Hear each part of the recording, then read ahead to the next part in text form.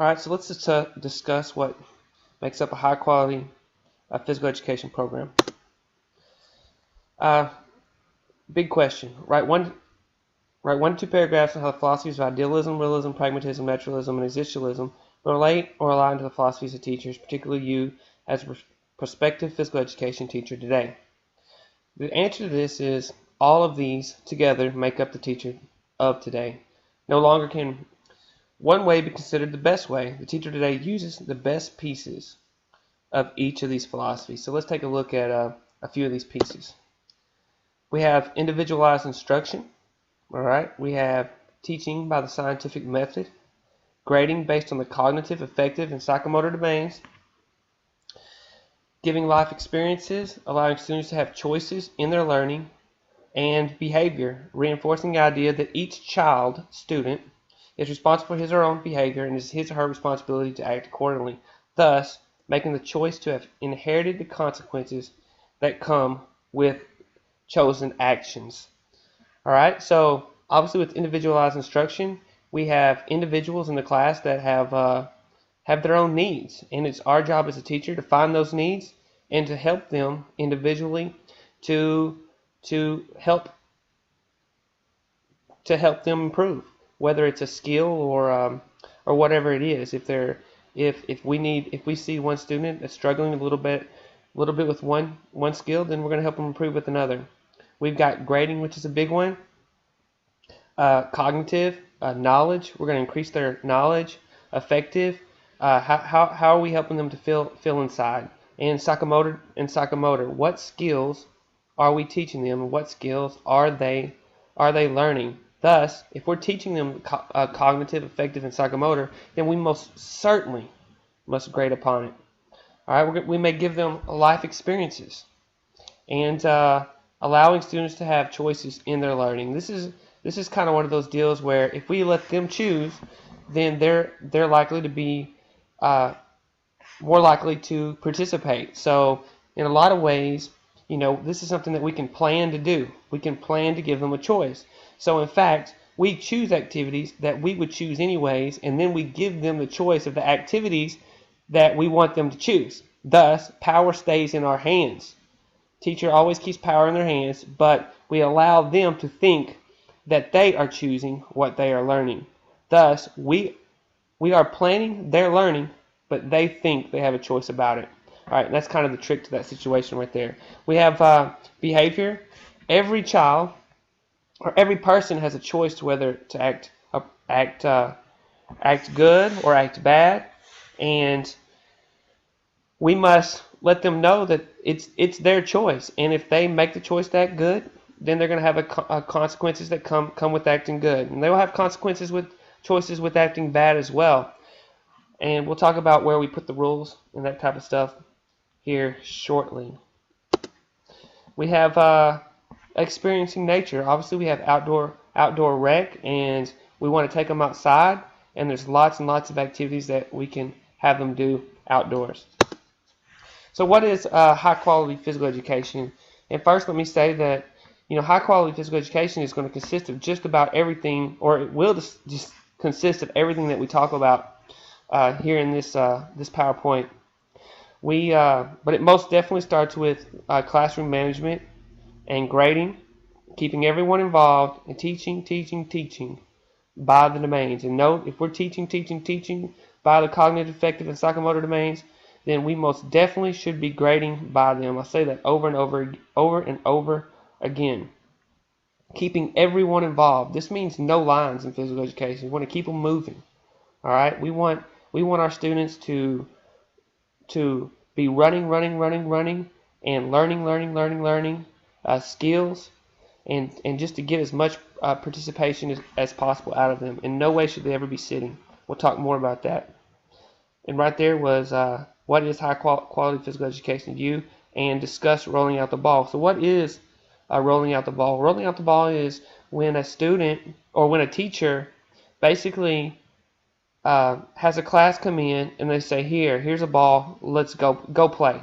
And then they sit there on the chair and watch all the students just play basketball. In reality, no learning is taking place. And the majority of the students, the non-athletes, are just sitting on the side and not even touching the ball, not participating at all. That's rolling out the ball, and it happens a lot. And unfortunately, I have to say that it happens a lot in coaches who aren't prepared to teach physical education. They take jobs in physical education because they think it's going to be easier, and they don't want to put forth the effort because they have coaching assignments that they're going to have to take care of in the afternoon. But we, as a good coach, and most of us are coaches, we have to know that we have to be planned and prepared ahead of time. That means before the school even starts. We want to have unit plans together. We want to have our lesson plans together. That way, when we do get caught in a bind, we don't have to roll out the ball. We know exactly what we're going to do every day of the year, and we can walk in and be ready to do so. That's a part of being a high-quality physical education program. We're always prepared. So what are we going to teach? What kind of activities will we focus on? What kind of equipment will we use? Well, we're going to teach by the frameworks. Here in Arkansas, we're going to teach by the Arkansas frameworks. That means that throughout the year, we pretty much have to follow, we have to hit upon every framework that is assigned in physical education. And we can use more than one framework in a lesson. We may hit 3 or 4 or 5, but by the end of the year, we're going to hope that we hit all the frameworks for grade 1, for grade 2, for grade 11, for grade 12, whatever it is, but we're going to hit it, okay? We're going to build upon skills, knowledge, and character. Equipment, I say this, it's to your heart's desire. Your equipment will show the backbone of your program, and quite frankly, I can tell immediately whether I'm going to hire you or I'm going to fire you based on your equipment list. Because if you come in and say, I need 2 basketballs, I need some footballs, I need a few cones, and I need 2 goals. That's all I need. Well, I know that, I'm not going to hire you. Why? Because I expect you to say, well, I'd like a swimming pool. I would like a rock wall. I'd like a bicycle for every student. All right. I'd like a 4-wheeler for every student. All right. I would like a BMX track. All right. I want I'll just et cetera, et cetera. It just keeps on going. It's to your heart's desire what you want in physical education. And in fact, most of the time you can get it, but at the same time, if you don't have a lot of money, you got to be able to use equipment that will go a long ways, because there is equipment that you can get for cheap that you can use for a lot of activities, and you can get done what you need to get done. If you don't have a lot of money, you don't need big items. You don't need to buy a basketball goal. You don't need to buy 1 mat, because those items aren't going to teach your students anything. You need items like lots and lots of balls, all right, that you can use for a whole lot of activities. And that's where your equipment comes in. But again, if you got the money, you better be able to select lots of good equipment, and your equipment's going to tell me what your program is all about. All right, so that's where it comes, is what is your wish list. All right, and don't get caught up in the ordinary.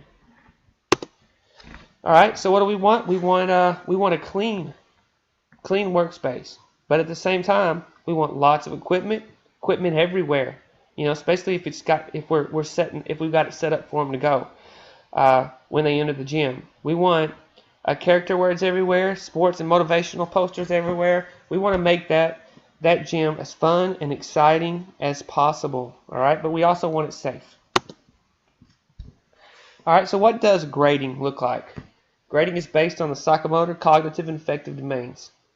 All right, psychomotor is skill, cognitive is knowledge, and affective is how they feel inside. Or do they show teamwork? Are they helpful to others? Are they enjoying play? All right, do they cooperate with the teacher? That's the affective domain. Something important to know about grading in the psychomotor, cognitive, and affective domains is how much emphasis we're going to place on grading upon them. So let's say we grade 40% psychomotor, 40% cognitive, and 20% affective domain.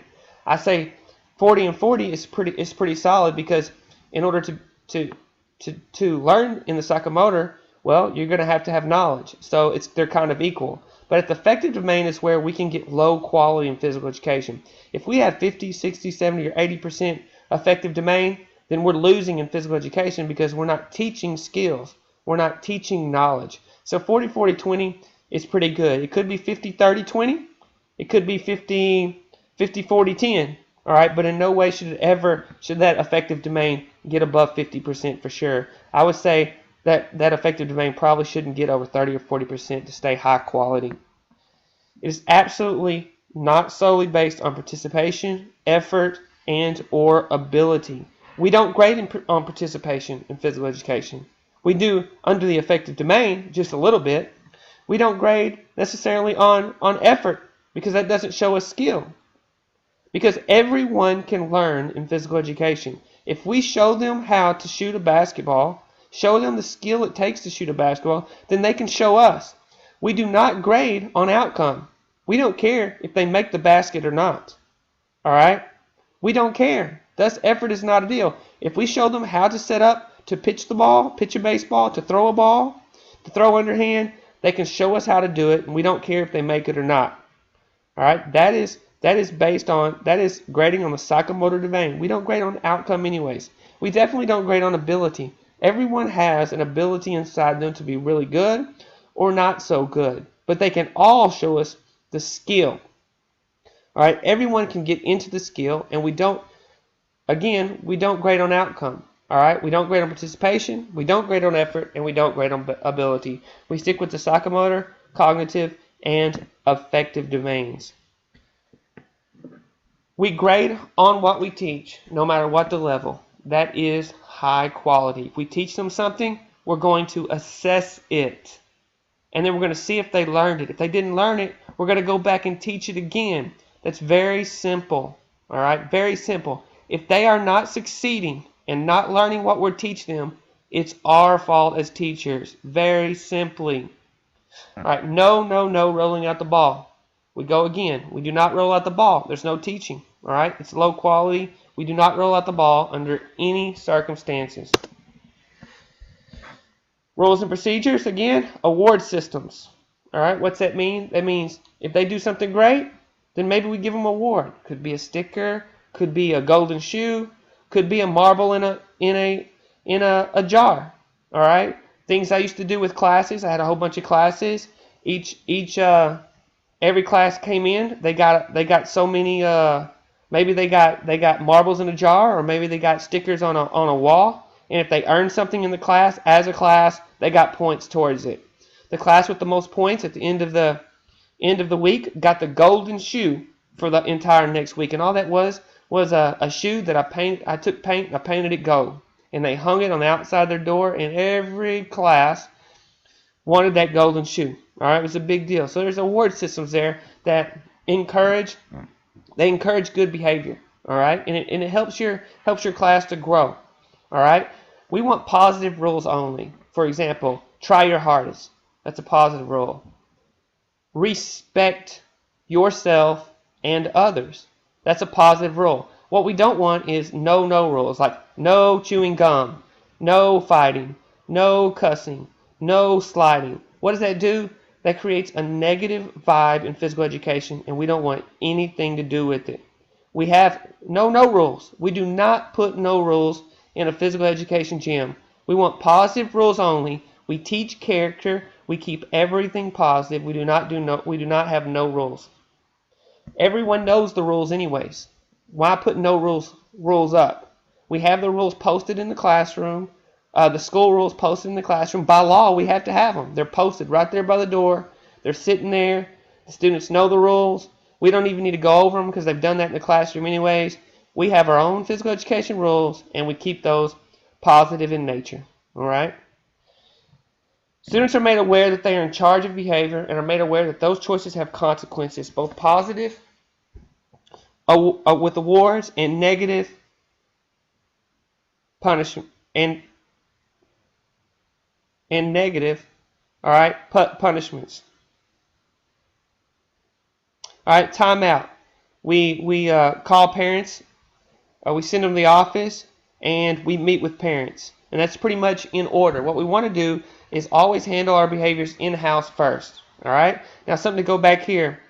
When I say both positive and negative, that has nothing to do with reinforcement. I want to make that clear because we're about to talk about positive and negative reinforcement here in the future. And I should have said both positive and punishments, all right? Because positive could be awards, all right, and negative consequences right there, all right, or negative choices, all right, and negative consequences. Those result in punishments, but in no way is that negative reinforcement. There's a different thing between negative choices or negative consequences and negative reinforcement. And we'll talk about that in just a minute. Classroom management. We're looking at classroom management in physical education, classroom. We want a minimum transition time of 30 seconds to 1 minute. That means going from instruction to our first activity, we don't want it to take more than 30 seconds to 1 minute. Anything more than that shows that we're ineffective as a physical education teacher. We want it to be quick, effective, by not giving them a lot of time to move around and to keep going. That's gonna keep them active, keep them moving, and not give them a lot of time to think anyways. We want 3 minutes of maximum instruction time. We want students to move quickly from one activity to the next with getting maximum activity time. No sitting. Everyone moving and learning. No lines.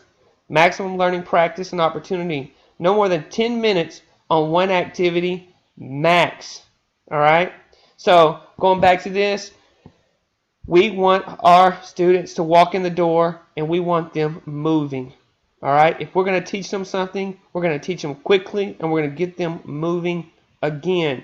We are going to have effective strategies to stop the students and get them moving again. Whether it's using a duck call to blow and stop it and say, duck call, blow it once means freeze. All right? Or a whistle, blow it once means freeze. Blow it twice means continue. But they are going to be able to react to us and we're going to be able to get them moving. It could be a sound of our voice. In no way should we ever yell at the students. Meaning, stop. We don't want to do that. We don't want to have to yell stop. We don't want to have a loud voice. A good teacher, in fact, is doing exactly probably opposite of what I'm doing in this computer right now, and that is whispering to the students, talking very quietly to the students, making them listen, making them work hard. A quiet gym is a learning gym. A quiet environment is a learning environment because we have students listening, and that's what we want. All right, here we go. So here's the rest. We have positive, negative reinforcement, teacher attitude, write down the list. Let's jump right into the next one. Positive and negative reinforcement. Both of these are strategies to increase positive behavior. So we have a high five, a clap, a sticker, anything that we give to the students. All right, that's going to be a positive reinforcement. We're giving them positive. It's positiveness. It may be just say, great job. All right, that's positive reinforcement. Negative reinforcement is not punishment. It is no way negative. Example, we're going to take something normal way that's typically given. All right, so we may give everyone in the class a high five. All right, all but say 2 people. Then those 2 people are going to go, oh man, how did I not get a high five? They go, I'm going to have to work harder to get a high five next time. That's negative reinforcement. We use negative reinforcement all the time and we don't even know it. As coaches, we may place basketball players on the free throw line. We're going to say, all right, if the free throw shooter makes it, we're going to give them 2 claps. If they miss it, we're only going to give them 1. Well, what's that? What is this? This is negative reinforcement because if they miss it, we're taking 1 clap away. So what's the free throw shooter doing? They're trying to make it to earn 2 claps. That's negative reinforcement. Negative reinforcement may also be the beep in your car. You get in your car, you don't put your seatbelt on, it beep, beep, beep, beep, beeps at you until you put your car seat on. That's negative reinforcement. In no way is it punishment, but it's in a strategy to increase behavior. We're going to help you to increase your behavior by teaching you to put on your seatbelt every time you get in the car. That's negative reinforcement. All right? It's taking away your peace. So, both positive and negative reinforcement are absolutely necessary in a physical education program. To say any other way is wrong. Teacher attitude. We want to be positive. We want to be encouraging, caring. We want to be seen. We want to be honest. And we definitely want to be professional. All right? Do not be the unfriendly, mean teacher. There's no need for it. When we say be seen, that means, a lot of coaches and a lot of physical education, when we're out here in the gym's placed away from everyone else. A lot of times we go to the gym and we don't even see a teacher. It could be that way. But instead, if we want to really be professional, then we want to walk in. We want to walk in to the building. We want to greet every teacher. We want to greet the secretaries. We want to greet the principal. We want to be seen. All right, be seen by everyone, and make sure that everyone knows who we are, that we're there, and that we're a part of the team. We want to be a part of the team. We want to be positive to our students, all right, and our colleagues. And we definitely want to be encouraging and helpful. Society, teaching skills and knowledge, all right. This is what physical education does for society. It teaches skills and knowledge. All right. Thus, it teaches people how to care for themselves and their body. It gives them opportunity to be active throughout their lives. It builds social skills, teamwork, the ability to work together, etc. And it reduces disease. And there's probably a number of more that you could add to what does physical education do for society. This is a situation where the time where you can really think about that and what you think the reason for physical education is important to society. Because if it's not important for society, why do we have it? And these are the reasons that you have to sit down, think about them, and write them down. All right? Why do we have sport? Why do we have coaches? All right? Why do we have physical educators? Okay? Cross-curriculum is a must.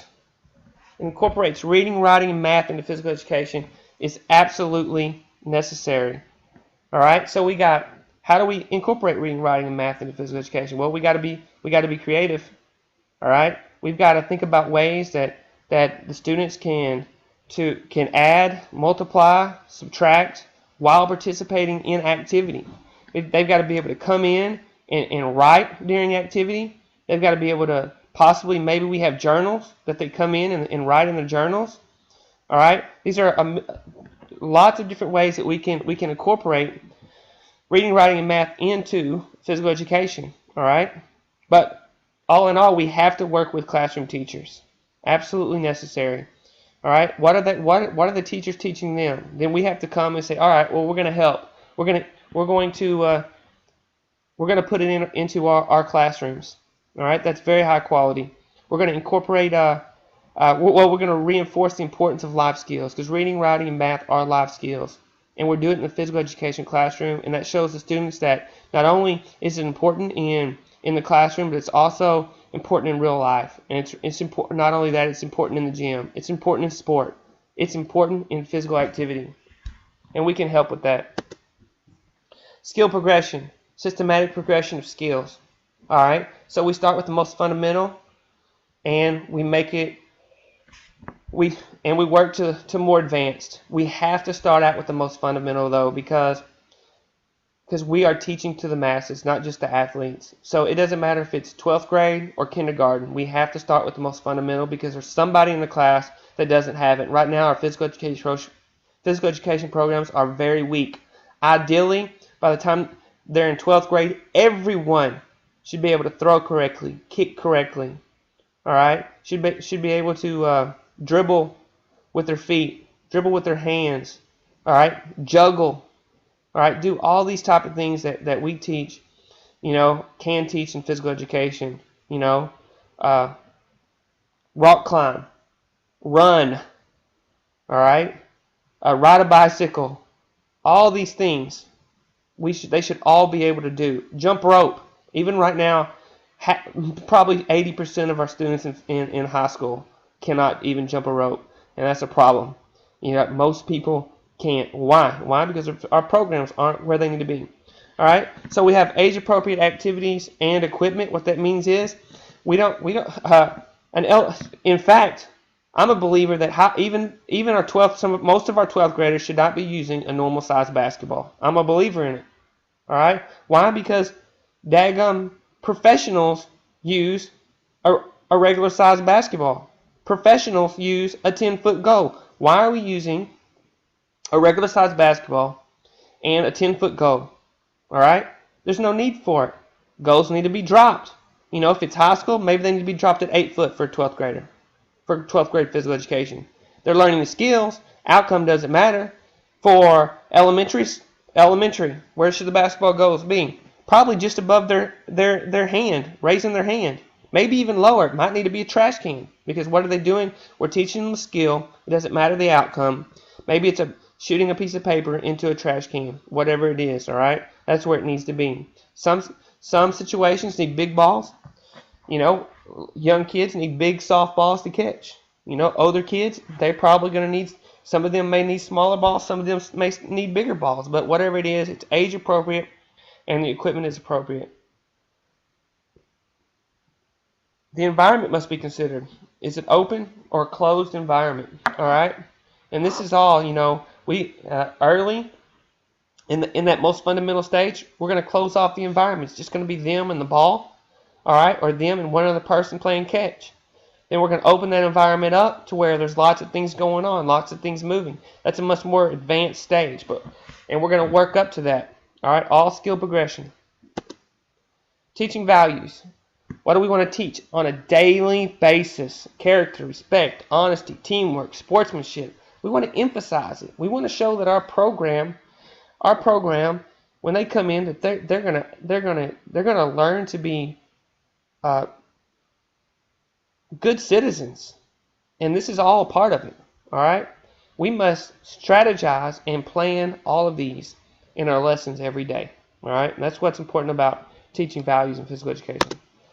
Competition is a tricky one, because all in all, competition is just not needed in physical education to accomplish its goals. If competition is added to a PE program, it must be planned in advance and strategized for optimal learning. It is never the sole objective of the lesson. Most people don't care to be beaten up and made to feel like a loser. They just don't. Competition, athletes like to compete. You know, and most people like to compete. But the problem with competing in physical education is that someone is going to lose. And as physical educators, what we don't want to do is to call anyone a loser. Thus, maybe we never have winners and losers in physical education. What do we have? We have all winners in physical education. Everyone wins in physical education all the time. What does that mean? Maybe we don't take score. All right? Maybe we just play for the fun of it. And play to play. All right? Now, if competition is added to a PE program, it must be planned in advance. What that means is that we got competition coming up, and I have to plan on what I'm going to say and how I'm going to teach competition to my students. I'm going to make them aware that some of them, if they're going to compete, some of them might not feel very good, all right? Because there's a part of being a good sport in winning. There's a part of being a good sport as not coming out on top, all right? Or losing the game, someone might say, all right? Being on the downside. But when it comes down to it, what will we teach them? Everyone wins in physical education. It just doesn't matter. You know, there can only be one winner. Next time they'll be the winner. All right? And we, as a part of that, we need good sports. So those are the type of things that we're going to teach with competition. And I'm sure there's much, much more. But it is the important thing is for you to realize that it's a very sensitive issue. And we do not want anyone to feel like a loser and to not like and not enjoy activity, not enjoy physical education. How do we do that? We stay away from individuals feeling like they're losers. All right? We stay away from outcomes. We stay away from winning and losing. All right?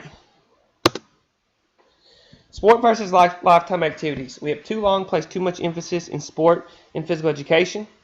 Emphasis on a variety of activities that include lots of lifetime activities is key to any high-quality physical education program. 2 weeks max for any one unit in physical education. Boredom or too much of one thing. All right, sports versus lifetime activities. Again, we have too long placed too much emphasis on sport and physical education. All right, we have we want to incorporate lots of lifetime activities. You know, and what are those lifetime activities? Could be rock climbing. Tennis is classified as a lifetime activity. Soccer can be classified as a lifetime activity. Running, lifetime activity. Swimming, lifetime activity. All right. Golf, lifetime activity. Now, We got sports. What's classified as typically as sports? We got football, basketball, baseball. All right, now here we go. We can really, say, well, how can those not be lifetime activities? Well, the problem is those particular ones. When we think about it, we think of as being those high school sports that once high school ends, they're over. A few people continue through college, but once they're over, they're over. Even baseball, sometimes there are baseball leagues where you can keep playing, but it's more likely that they're going to get involved in a softball league. All right, it's more likely that they're going to get into a soccer league, a tennis league. There's hundreds, millions of people that participate in these lifetime activities all over the place, and what we're trying to do is to encourage them. All right, encourage them and to have the skills necessary to do so. And here we go. We'll go with 2 weeks max for any one unit in physical education. All right, 2 weeks. All right, that's probably 10 lessons. Any more than that is going to create boredom. It's going to be just too much of one thing. All right, that's sports versus lifetime activities. Now that little have that little sound button there. I don't think there's anything on that, so don't worry about it. But that is pretty much real close to sum up high quality physical education. It's just about everything that we've discussed here today in this PowerPoint presentation. All right, so